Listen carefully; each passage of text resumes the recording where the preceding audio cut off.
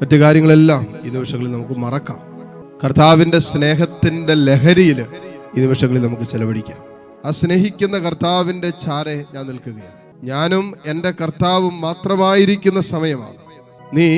നിന്നെ സ്നേഹിക്കുന്ന ഒരു ജീവിതത്തിൻ്റെ ചാരയിരിക്കുമ്പോൾ എങ്ങനെയായിരിക്കും ആ നിമിഷങ്ങൾ നീ ചെലവഴിക്കുക? ആ സമയത്ത് വേറെ കാര്യങ്ങൾ ചിന്തിക്കാൻ പോയില്ല. സ്നേഹിക്കുന്ന വ്യക്തിയുടെ സാന്നിധ്യം അനുഭവിച്ച് അവിടെ ഇരിക്കും. അപ്പൊ ഒരു ഫോൺ വന്നാൽ നീ എടുക്കണമെന്നില്ല. ആ സമയത്ത് മറ്റെന്തെങ്കിലും കാര്യങ്ങളൊക്കെ വന്നാലും അതൊക്കെ വില കുറഞ്ഞതായിട്ട് നിനക്ക് മാറും. കാരണം എന്താ?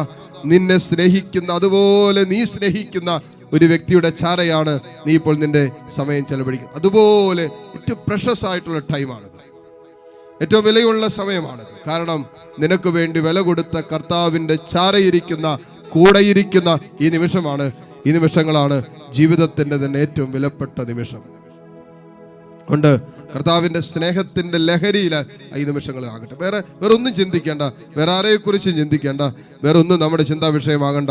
ഇതാ നമുക്ക് ചിന്തിക്കാൻ, നമുക്ക് ആരാധിക്കാൻ, നമുക്ക് സ്നേഹിക്കാൻ നമ്മെ മനസ്സിലാക്കുന്ന ഒരു കർത്താവ്. ആ കർത്താവിൻ്റെ കൂടെയാണ് നമ്മളിപ്പോൾ ഇവിടെ, ഞാനും എൻ്റെ കർത്താവും മാത്രം.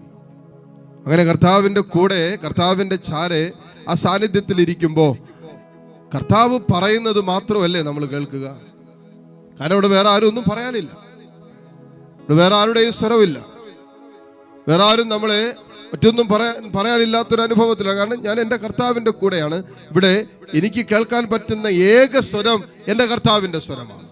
ഇതാണ് യഥാർത്ഥമായ ദൈവാത്മാവിലുള്ള ഐക്യം എന്നൊക്കെ പറയുന്നത്. ഞാൻ കേൾക്കുന്നത് ആകെ എൻ്റെ ദൈവത്തിൻ്റെ സ്വരമാണ്. ചുറ്റുപാടും പല വിധത്തിലുള്ള ശബ്ദ കോലാഹലങ്ങളുണ്ടെങ്കിലും ഞാൻ എൻ്റെ ആത്മാവിൽ, എൻ്റെ ആന്തരികതയിൽ ദൈവത്തിൻ്റെ സ്വരമാണ് നിരന്തരം കേൾക്കുന്നത്.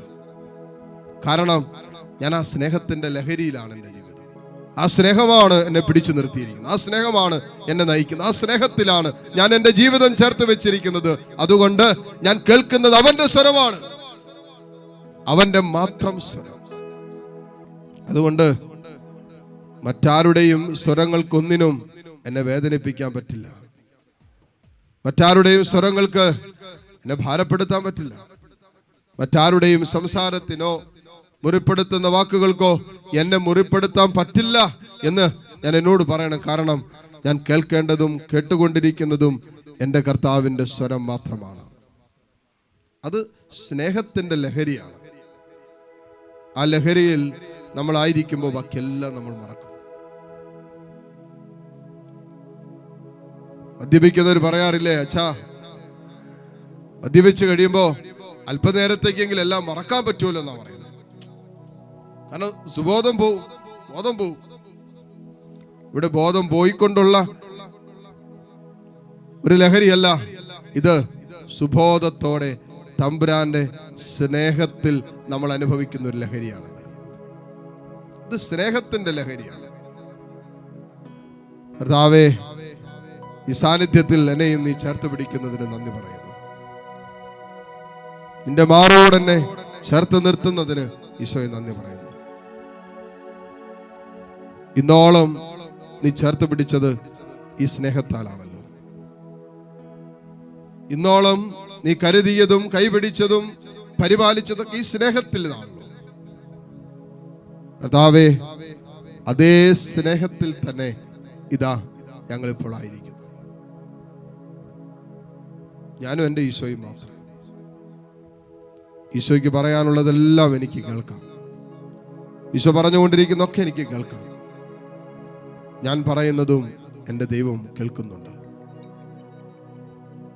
എൻ്റെ ഹൃദയം ഇടിപ്പുകൾ പോലും എൻ്റെ കർത്താവിന് ഇപ്പോൾ അറിയാം. കാരണം കർത്താവിൻ്റെ ഹൃദയമിടിപ്പുകൾ എനിക്കിപ്പോൾ അനുഭവിക്കാൻ പറ്റുന്നുണ്ട്.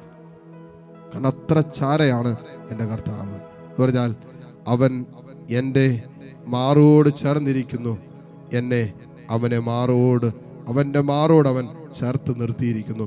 അതുകൊണ്ട് ഹൃദയമിടിപ്പുകൾ പോലും എനിക്കിപ്പോൾ കേൾക്കാം. അത്ര കണ്ട് ഐക്യത്തിലാണ് നമ്മളിപ്പോൾ, അത്ര കണ്ട് സ്നേഹത്തിന്റെ ലഹരിയിലാണ് നമ്മളിപ്പോൾ. കൊണ്ട് കർത്താവിൻ്റെ ആ ഹൃദയത്തിന്റെ ഇടിപ്പുണ്ടല്ലോ, അതനുഭവിക്കാൻ നമുക്ക് പറ്റും. കർത്താവിൻ്റെ ഹൃദയം എന്തിനു വേണ്ടിയാണ് ഇടിക്കുന്നത്? ആ ഹൃദയമിടിപ്പുകൾ നമ്മുടെ ഹൃദയമിടിപ്പുകളായിട്ട് മാറും. ആ ഹൃദയമിടിപ്പിനോട് ചേർന്ന് നമ്മുടെ ഹൃദയം ഇടിക്കുന്നുണ്ട്. ഈശോയെ, എൻ്റെ ഈശോയെ, നിന്റെ സ്നേഹത്തിൽ പൂർണ്ണമായും എന്നെ തന്നെ ചേർത്ത് വയ്ക്കാൻ, ആ സ്നേഹത്തിൻ്റെ ലഹരി എക്കാലവും അനുഭവിക്കുവാൻ, ആ സ്നേഹത്തിൻ്റെ ലഹരിയിൽ അങ്ങോട്ട് ജീവിക്കാനൊക്കെ ശക്തി തരണമെന്ന് നമുക്ക് പ്രാർത്ഥിക്കാം. ഏതാനും നിമിഷങ്ങളിലോ ഏതാനും മണിക്കൂറുകളിലോ മാത്രം നീണ്ടു നിൽക്കേണ്ട ഒരു ലഹരിയല്ല ഈശോ നമുക്ക് തന്നത്. അത് നിത്യമായും നിലനിൽക്കുന്ന സ്നേഹത്തിന്റെ ലഹരിയാണ്. അത് അത് തലയ്ക്ക് പിടിച്ച പൗലോസ്ലീഹ പറഞ്ഞതുപോലെ പറയും, ആരെന്നെ ദൈവസ്നേഹത്തിൽ നിന്നും വേർപെടുത്തും. റോമ 8:35 പൗലോസ്ലീഹ പറഞ്ഞില്ല, ആര് എന്നെ ഈ സ്നേഹത്തിൽ നിന്നും വേർപെടുത്തും. അതുപോലെ സ്നേഹത്തിന്റെ ഒരു ലഹരിയാണ് പൗലോസ്ലീഹ അനുഭവിച്ചത്. അതുകൊണ്ട് പറയാണ്, ഈ സ്നേഹത്തിൽ നിന്ന് ആരെന്നെ വേർപെടുത്തും? പട്ടിണിയാ, നഗ്നതയാ, ആപത്താ, വാള, ഈ ലോകോ വരാനി ഒന്നിനും ഈ സ്നേഹത്തിൽ നിന്നും എന്നെ വേർപെടുത്താൻ പറ്റാത്ത വിധത്തിൽ ആ സ്നേഹത്തിന്റെ ലഹരി ഞാൻ അനുഭവിച്ചു കൊണ്ടിരിക്കുകയെന്ന പൗലോസ്ലീഹ പറഞ്ഞത്. ബാക്കിയെല്ലാം ഉച്ചിഷ്ടം പോലെയും ഞാൻ കരുതുന്നു. തമ്പുരാനെ, ലോകം വെച്ച് നീട്ടിയ പല ലഹരികളും അനുഭവിച്ചവരാകാം നമ്മളിൽ പലരും.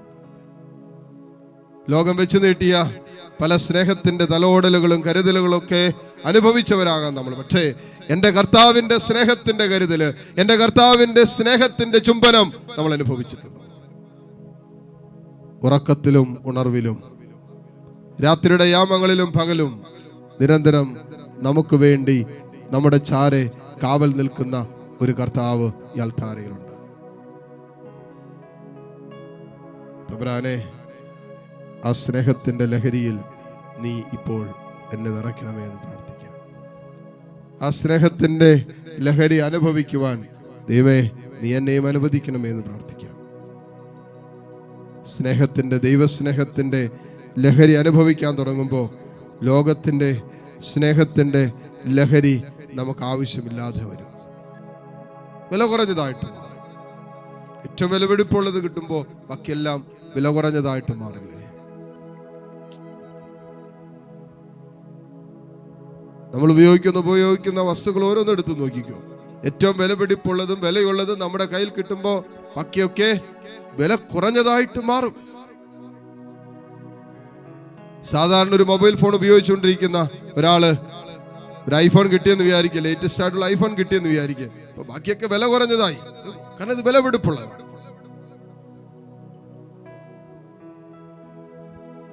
എന്ന് പറയുന്ന പോലെ കർത്താവിനെ കിട്ടിക്കഴിഞ്ഞാൽ, അവന്റെ സ്നേഹത്തിന്റെ ഒരു സ്പർശനം, ഒരു തലോടൽ ലഭിച്ചു കഴിഞ്ഞാൽ പിന്നെ ബാക്കിയെല്ലാം വില കുറഞ്ഞതായിട്ട് മാറും. ഈശോയെ, ഈ സ്നേഹത്തിന്റെ സ്പർശനം എനിക്ക് തരണമേ എന്ന് പറ. അതിനുവേണ്ടി ആഗ്രഹിച്ച് കരങ്ങൾ ഈശോയിലേക്ക് നീട്ടിപ്പിടിച്ച്, കർത്താവിനെ കരങ്ങൾ നീട്ടിപ്പിടിക്കുകയല്ല, യഥാർത്ഥത്തിൽ അവനെ കെട്ടിപ്പിടിച്ചുകൊണ്ട്, ഈശോയെ, ഈ സ്നേഹത്തിന്റെ ലഹരി എനിക്ക് അനുഭവിക്കാം, നീ എന്നെ അനുവദിക്കേ. കർത്താവെ, നിന്റെ ഹൃദയത്തിന്റെ ഇടിപ്പുകൾ എൻ്റെ ഇടിപ്പുകളാക്കി മാറ്റണമേ. അതനുഭവിക്കാൻ, ആ സ്നേഹ സാന്നിധ്യം, ആ കരുതല്, ആ ചേർന്ന് നിൽക്കുന്ന സ്നേഹമൊക്കെ അനുഭവിക്കാൻ നീ എന്നെ അനുവദിക്കണമേ എന്ന് യാചിച്ച് പ്രാർത്ഥിച്ചുകൊണ്ട് താഴ്ന്ന സ്വരത്തിൽ എല്ലാ മക്കളും കരങ്ങൾ ഈശോയിലേക്ക് നീട്ടിപ്പിടിച്ച് സ്തുതിക്കട്ടെ. ഹല്ലേലൂയ, ഹല്ലേലൂയ, ഹല്ലേലൂയ.